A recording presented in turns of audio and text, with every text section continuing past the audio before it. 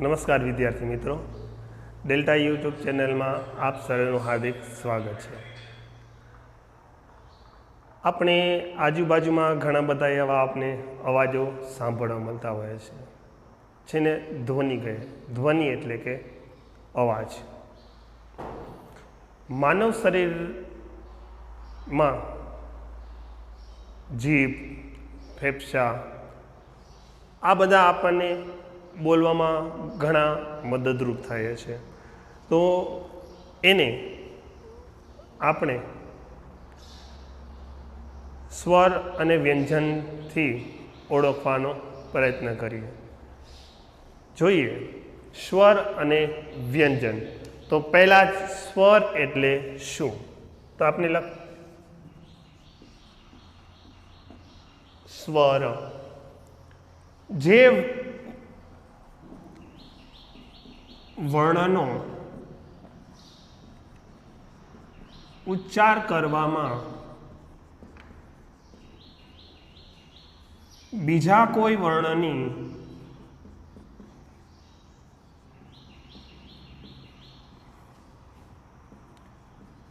મદદની જરૂર પડતી નથી,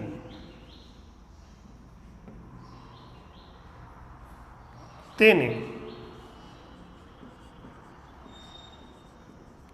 સ્વર કહે છે.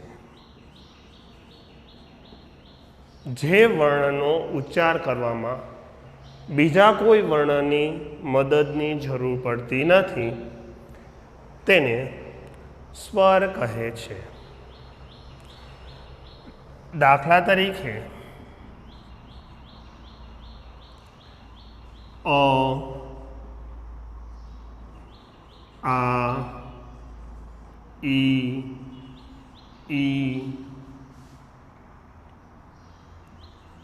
ઉ, રૂ, એ, ઐ, ઓ, ઔ. કુલ ગુજરાતી ભાષાની અંદર 11 સ્વરની સંખ્યા છે. 11. આપને મનમાં પ્રશ્ન થાય કે અમ અને અહ જે છે એને કેમ સ્વરની અંદર ગણવામાં નથી આવતા? તો એને અનુસ્વાર અને વિસર્ગ તરીકે ઓળખવામાં આવે છે. તો સ્વર ક્યાં 11? અ, આ, ઈ, ઉ, રૂ, એ, ઐ, ઓ, ઔ.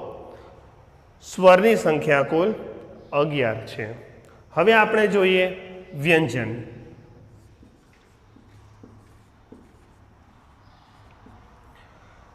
વ્યંજન એટલે શું? કે જે અક્ષરનો ઉચ્ચાર કરવામાં, જે વર્ણનો ઉચ્ચાર કરવામાં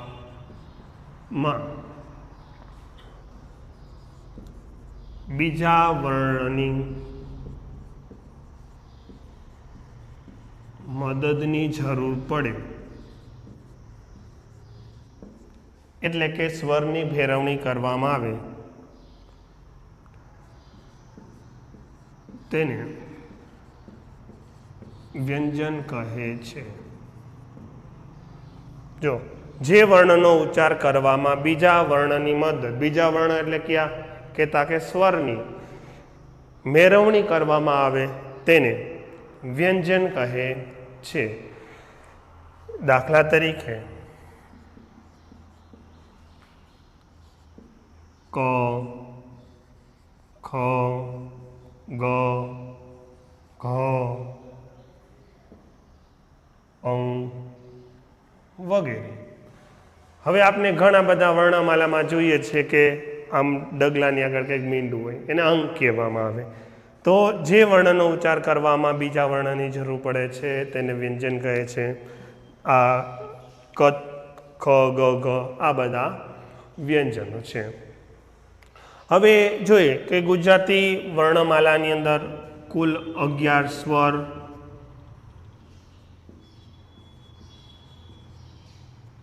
અને 34 વ્યંજન છે. 11 સ્વર અને 34 વ્યંજન. હવે આગળ આપણે જોઈએ તો વ્યંજનની અંદર અર્ધવ્યંજન આવશે,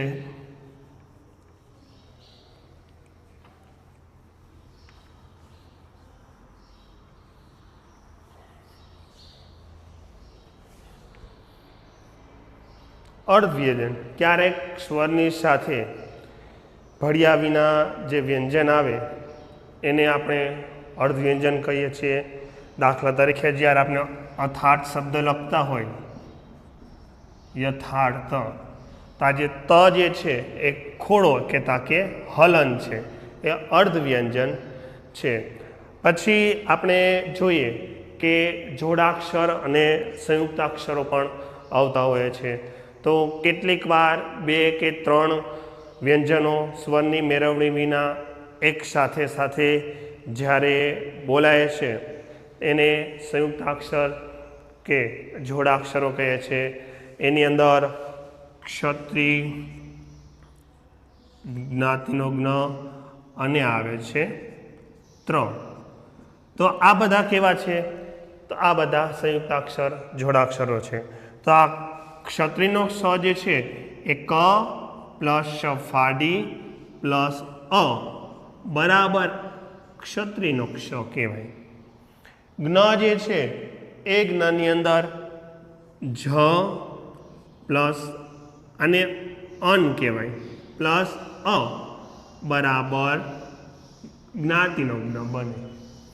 તો ત ખોડો પ્લસ ર વત્તા અ બરાબર 3 બને. તો આ તો ઘણા બધા દ્વ એવા બધા ધ્ય સંયુક્તાક્ષરો છે. હવે વળી આગળ આપણે સ્વરની બાજુમાં જતા રહીએ તો સ્વર જે છે, સ્વર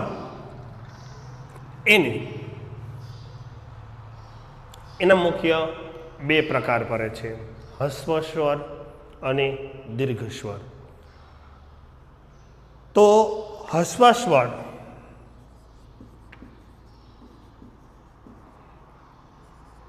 અને દીર્ઘ સ્વર આ બંને એના પ્રકારો. હસ્વ સ્વર જે છે એનો ઉચ્ચાર કેવો હોય છે? એનો ઉચ્ચાર હંમેશા ટૂંકો હોય છે અને આનો લાંબો ઉચ્ચાર હોય છે. દીર્ઘ સ્વર જે છે એનો લાંબો ઉચ્ચાર અને હસ્વ સ્વર છે એનો ટૂંકો ઉચ્ચાર. દાખલા તરીકે આપણે જોઈએ તો અ, ઈ, ઉ, રૂ. પછી દીર્ઘ સ્વર જે છે એ દીર્ઘ સ્વરનો આપણે જોઈએ તો આ, ઈ, ઉ, આ બધા જે છે એ બધા દીર્ઘ સ્વરો છે. હવે વ્યંજનમાં આપણે જોઈએ તો વ્યંજનના પણ 2 પ્રકાર આપણે પાડી શકીએ છીએ, વર્ગીય વ્યંજન અને અવર્ગીય વ્યંજન. હવે વર્ગીય વ્યંજન અને અવર્ગીય વ્યંજન જે છે એમાં ક થી મ સુધીના પ્રથમ 25 અક્ષર એ કેવા છે કહેતા કે વર્ગીય વ્યંજન છે. હવે એનું આપણે કોષ્ટક પ્રમાણે જોઈએ કે કયા સ્વરો જે છે, કયા વ્યંજન એ વર્ગીયમાં આવે છે.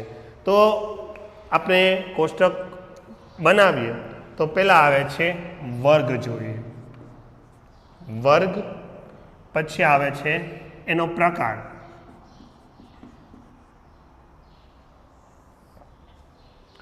પછી એનું ઉચ્ચારણ સ્થાન,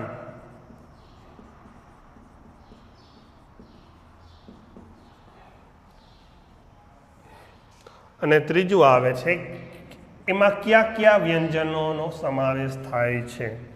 તો પહેલાં જ આવે છે વર્ગ. હવે પહેલાં કયો વર્ગ આવશે? ક વર્ગ, ક વર્ગ.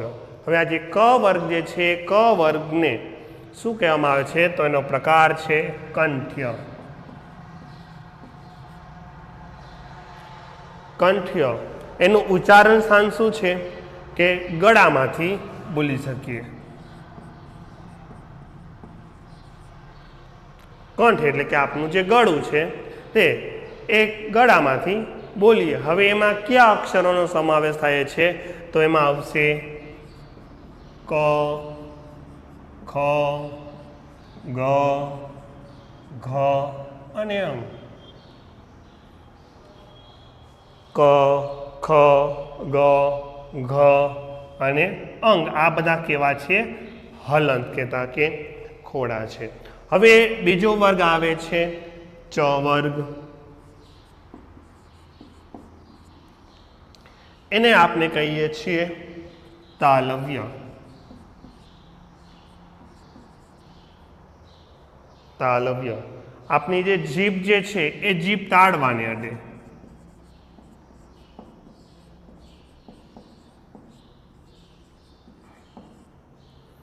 હવે એની અંદર કયા વ્યંજનો આવે છે?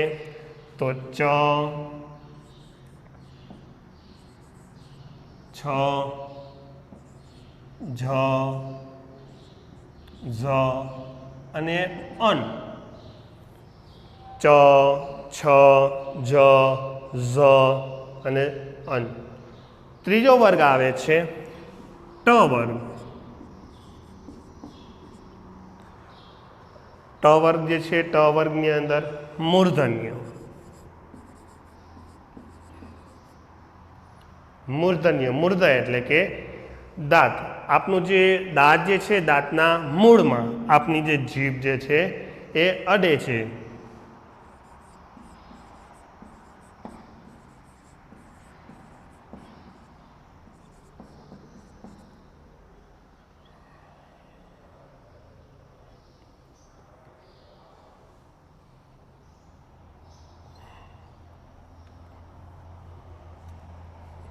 મૂર્ધન્ય કે જીભ જે છે જીભ મૂર્ધાને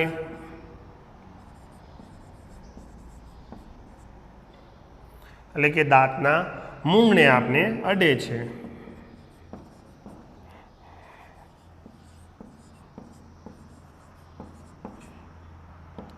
હવે એમાં કયા વર્ણનો સમાવેશ થાય છે? તો કહેતા કે ટ, ઠ, ડ, ઢ અને હણ. ટ, ઠ, ડ, ઢ અને હણ મૂર્ધન્ય. હવે આવે છે ત વર્ગ. ત વર્ગ જે છે એને દંત્ય કહેવામાં આવે છે.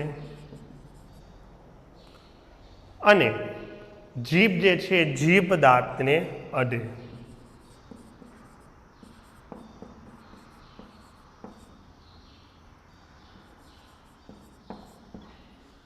જીભ જે છે જીભ દાંતને અડે છે. એમાં કયા કયા વર્ણ વ્યંજનનો સમાવેશ થાય છે? તો ત, થ, દ, ધ અને ન. તથ, દ, ધ, ન. અને છેલ્લો આવે છે પ વર્ગ. પ વર્ગ જે છે એને ઓષ્ઠ્ય કહેવામાં આવે છે. ઓષ્ઠ્ય હોઠ એકબીજાને અડે.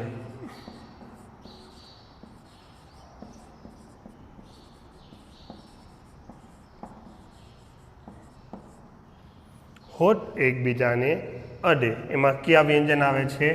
કે તાકે પ, ફ, બ, ભ, મ. હવે જોઈએ ફરીથી આ જે વર્ગીય વ્યંજન જે છે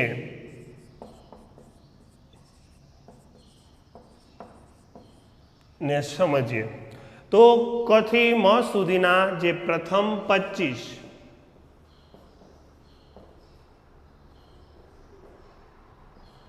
25 જે છે એ વર્ગીય વ્યંજન છે. તો આપણે જોયું કે એને 5 વર્ગની અંદર આપણે વિભાજિત કરી શકીએ છીએ। એમાં જ પ્રથમ આવે છે ક વર્ગ। ક વર્ગ જે છે એનો પ્રકાર કયો છે કે તાકે કંઠ્ય। એનું ઉચ્ચારણ સ્થાન શું છે કે ગળામાંથી। હવે આપણે જે એક કયા વ્યંજન છે બોલવાનો પ્રયત્ન કરીએ તો ક, ખ, ગ, ઘ અને અંગ। આ છે ક વર્ગના 5 અક્ષર। પછી બીજું આવે છે ચ વર્ગ। એનો કયો પ્રકાર છે તો એ તાલવ્ય છે। આપણી જીભ જે છે એ તાળવા માંડે। હવે તાળવા પણ 2 પ્રકારના છે કહેતા કે કોમળ તાળું અને બીજું આવે છે કઠોળ તાળું। આપણી જીભનું જે ટેરવું છે એ થોડુંક અંદર વળાંક વાળી અને ઉપર અડાડવાનો પ્રયત્ન કરીએ તો એ એકદમ પોચું ગાદી જેવું આપણે જે દેખાય છે એ કોમળ તાળું છે। અને એની પાછળ આપણે થોડુંક જઈએ તો એ કઠણ છે। તો એ કઠણ તાળું 2 તાળું કોમળ અને કઠોર। તો જીભ જે છે જીભ તાળવાને આપની અડે છે। એમાં કયા વ્યંજનનો સમાવેશ થાય છે તો કહેતા કે ચ, છ, જ, ઝ અને અન। હવે ત્રીજો વર્ગ આવે છે એ છે ટ વર્ગ। એ ટ વર્ગની અંદર કયા એનો પ્રકાર શું છે મૂર્ધન્ય।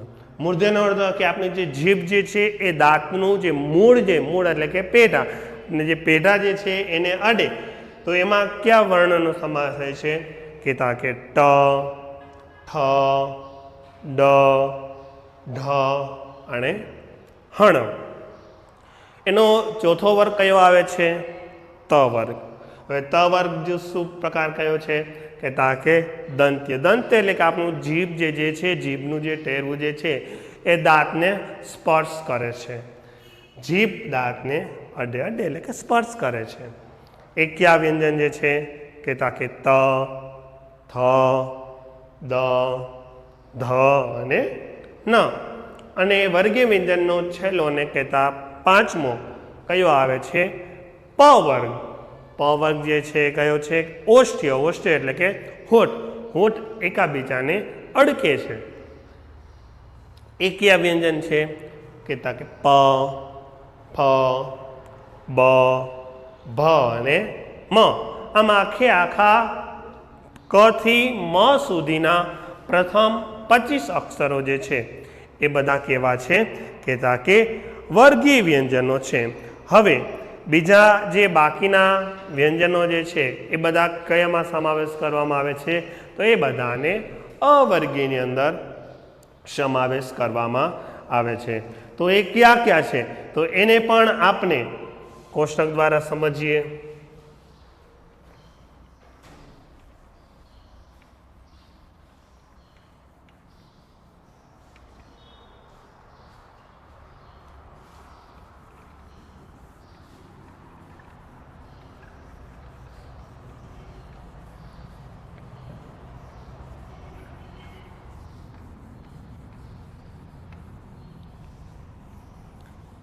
જે બાકીના જે વ્યંજન જે છે એ બધા અવર્ગીય વ્યંજનની અંદર સમાવેશ થાય છે। હવે આપણે જે અવર્ગીય વ્યંજન જે છે એ આપણા બીજા લેક્ચરની અંદર આપણે જોઈશું। જે વિદ્યાર્થી મિત્રો આમાં તમને ક્યાંય મૂંઝવણ અનુભવાતી હોય તો નીચે કોમેન્ટ બોક્સની અંદર જરૂર તમે કોમેન્ટ કરજો।